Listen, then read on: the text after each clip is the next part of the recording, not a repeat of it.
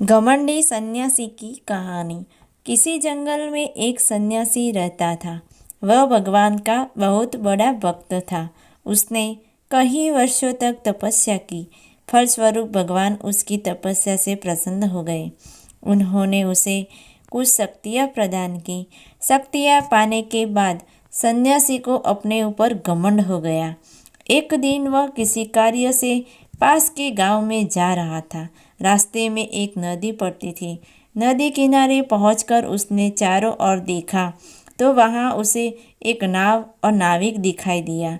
वह नदी पार करने के लिए नाव किराए पर ले ही रहा था कि तभी उसे नदी के दूसरे किनारे पर तपस्या करते हुए एक साधु दिखाई दिया। अब सन्यासी अपनी शक्ति का प्रदर्शन करना चाहता था। उसने अपनी शक्ति का प्रयोग पानी के ऊपर चलने में किया। वह नदी पार कर साधु के पास गया और बोला, देखो, मैं बहुत अधिक शक्तिशाली हूँ। मैं पानी के ऊपर चल सकता हूँ।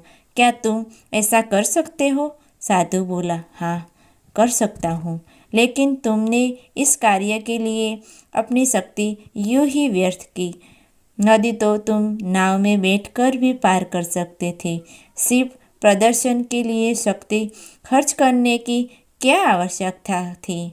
साधु की बात सुनकर सन्यासी ने लज्जा से सिर झुका